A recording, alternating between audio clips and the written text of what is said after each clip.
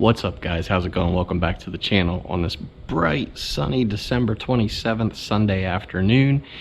And sorry that sun is so bright I'm squinting because I'm not wearing sunglasses, but let's get right into the video. I led a clue on Instagram that we got ourselves a new used vehicle, so let's take a look at it.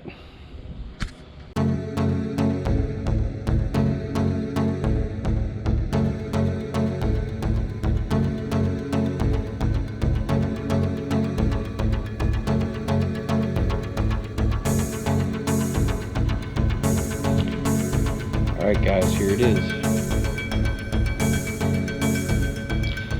This is our new used vehicle. We got rid of the Jeep Liberty. This is a 2013 Ford Explorer XLT, four-wheel drive. The color is Kodiak Brown Metallic.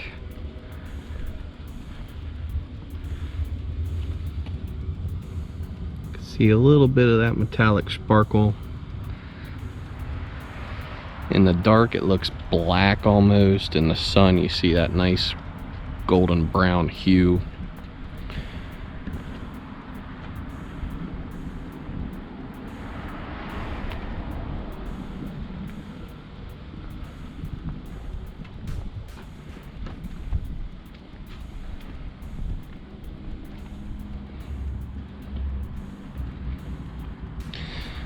So what made us decide on a 2013 Ford Explorer? Well, number one, the price was right. Number two, obviously it's my wife's vehicle. She wanted a third row. And the price was right. It's a nice mid-size SUV with a third row. And I in no way made her buy a Ford. She test drove it. She made the decisions. It's a super nice vehicle, really. It's got 100 and some thousand miles. Not crazy on the bug deflector, wind deflector, whatever it is. Just not always a fan of those. They did put vent visors on it, which are nice. Nice feature to have. Let's take a look in the inside quick.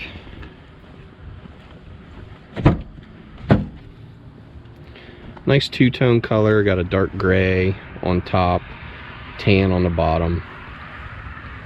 Leather seating surfaces. Somewhat power adjustable on this side, but not fully powered as compared to the driver's seat.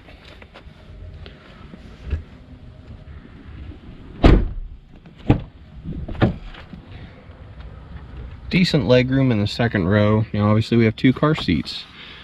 So that seat I have slid back pretty far. Cuts down on your legroom a little bit there with the car seat. But you also have your climate controls back here, 12-volt power. Again, two-tone, like a dark gray, black carpeting, tan seats.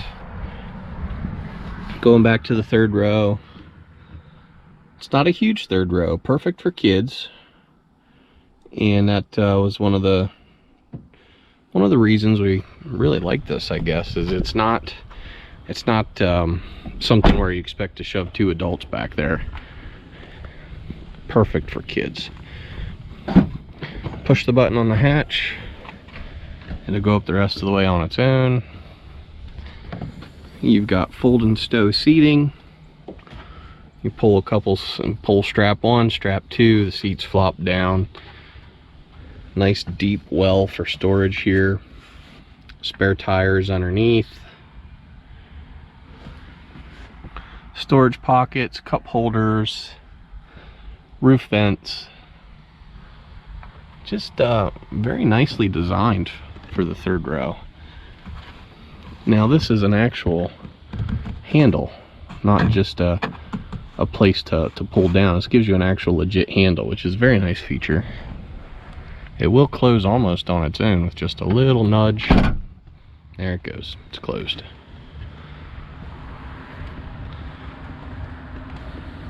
Cockpit area. Power seat. Headlight control.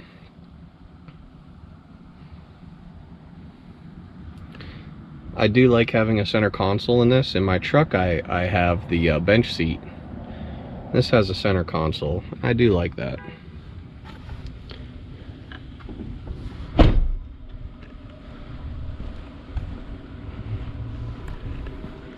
Take a look under the hood.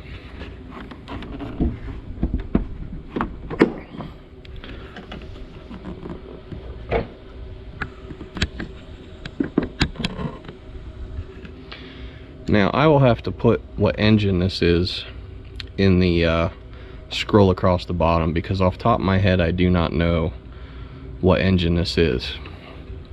I know it is a V6.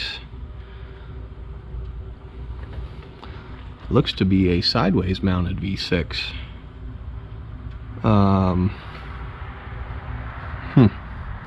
3 point something maybe. I don't want to say the wrong thing here, but has good power, runs well. It's very quiet, a very quiet engine. The only thing you can hear is the injector tick from fuel injectors, which is 100% normal.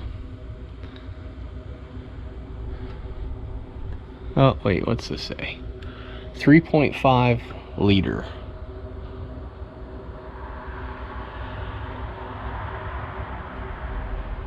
Yeah, it must be a 3.5 V6.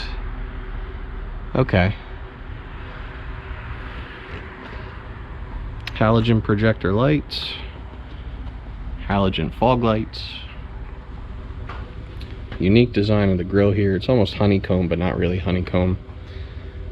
Just a really nice vehicle all the way around. Now these this series Explorer was a 2011 through 2015. They all had sort of the same design, same features, and then 2016 they started making some changes. But yeah, this is it. So what do you say we hop in and go for a ride?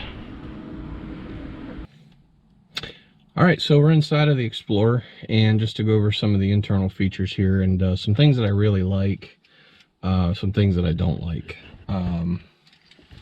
What I really like is this display in the center here, the gauge cluster. So you got a big analog speedometer right there in the center. Whoops. And you've got two LED or LCD screens on the side.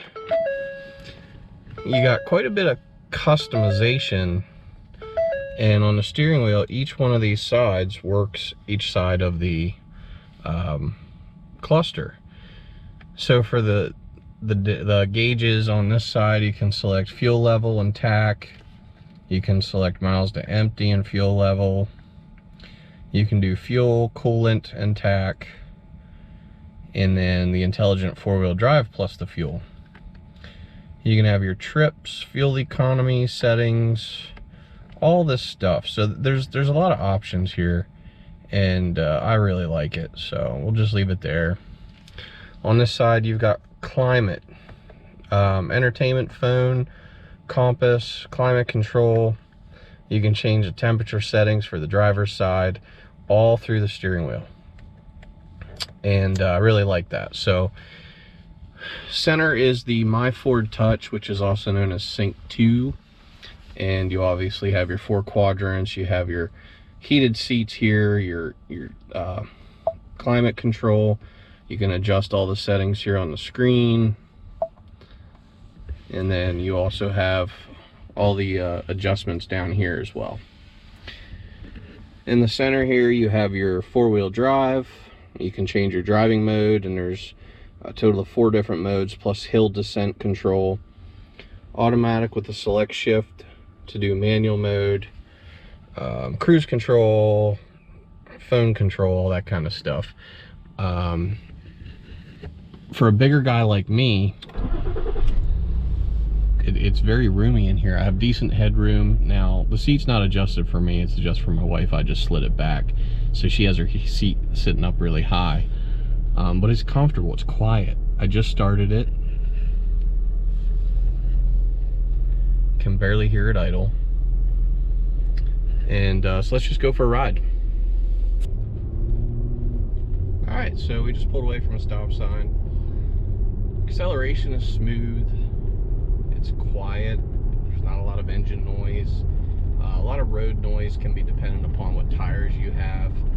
And but overall, other than the sound of the car seats in the back vibrating, it is really quiet inside of the vehicle. One of the things I do not like about this Series Explorer, and I don't know if it's this way on the new ones, but the turn signal stalk doesn't click into place when you turn your turn signal on. You literally just press it, you know, if you want to turn left, you press down, and it pops right back up to the center position, but your turn signal stays on until you complete the turn. Obviously, it's just something to get used to. It's not really that big of a deal, but it just feels unnatural, I guess, when pretty much every vehicle I've ever driven, the turn signal actually clicks into the position and then clicks back out of the position. That guy just went through a stop sign. And never know what you're going to encounter when you're out here on the roads. So yeah, that's one of the things I don't care for about it. One of the other things is the headlights on this are halogen projectors. Now maybe I'm just used to having the bright LED lights in my truck, but driving this at night, the headlights just don't seem quite as bright. They just doesn't seem like there's much light output there. And actually, from the forums and stuff that I've read, that tends to be a pretty common opinion towards the halogen projector lights on these Explorers, 2011 through 2015. Just doesn't seem to be enough light output from them. Now, obviously, the newer Explorers, 2016 and up, have LED headlights, so significant improvement in forward lighting with those years. And you can obviously always retrofit LED bulbs and HID bulbs into these projectors. Even though technically the projectors are not built for LED or HID use, I guess, because there's different construction or you know, whatever the crystal qualities in the projectors are. I don't know. There's definitely technology that goes into headlight engineering, I'll put it that way. But overall, quiet ride, smooth ride. Just feels nice on the road. The steering wheel is, you know, your steering is firm. It's not really firm, it's not sloppy or loose. It just feels very stable on the road. It feels heavy. I don't know that it necessarily is a real heavy SUV, but it just feels heavy on the road, which I think is good because it gives me a sense of confidence in the vehicle that I'm driving. But yeah, braking also is good. Four-wheel disc brakes, obviously. Almost every modern vehicle by now has four-wheel disc brakes. But no complaints. Leather surfaces are comfortable. They feel good. The heated seats are nice. I like the feeling of the heated seats. And everything is pretty well designed to be in reach of the driver without even have to take your eyes off of anything. And that's one of the things I like about this dash cluster is, let's say I'm getting warm and I want to drop the temperature on my side. I can do it right there while I'm driving. I can just use my hand on these buttons, change the temperature, and cool it down on my side without having to look at that screen or push the buttons below. Really nice feature. Really glad Ford did that. So that is my brief overview of our new used vehicle, a 2013 Ford Explorer XLT four-wheel drive. I hope you guys enjoyed this video. Hopefully it gave you a little insight if you're shopping for one of these vehicles used, things that you might like or might not like. And just to give an overall rating on it, I would rate this probably an 8 out of 10 at this point. And just the things that I don't like are just minor little details. It's nothing it's nothing detrimental to the vehicle. I mean, you know, my dislikes are the turn signal stalk. One of the other dislikes I have is in the back where the pillar comes down behind the third row seat. It's a really big kind of blind spot area. if you're looking in your mirror, in your rear view mirror, all you see is two big pillars that come down on either side of the rear window, and visibility is just not that great. The headrest, if you have the headrests up for the back, you really can't see much out that back window.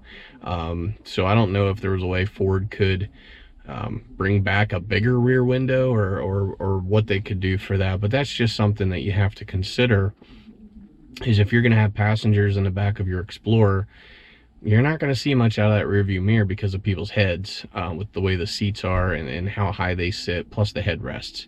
So they do say at the dealership, even when they were going to sell us this vehicle, was if nobody is in the back, fold the headrest down, because otherwise you don't have any visibility out the rear window. So those are just a couple of the pet peeves that I have, really, and again, it's nothing detrimental to owning the vehicle. It's just owner preference, things that you like or dislike. So I give it an 8 out of 10 for me. I think it's going to serve our purpose well with having 2 kids. As they get older, they'll have that third row, and ideally this vehicle lasts us 4 years and we get rid of it and get something new. So that's all we're looking to get out of it, is 4 to 5 years, trade it in, sell it, whatever we're going to do, and get something different. So anyway, this is GearTube TV. Hope you guys consider subscribing, smash that button down below. Also check out our merch. We do have a link down in the description, and we'll see you at the next video. Take care. Bye bye.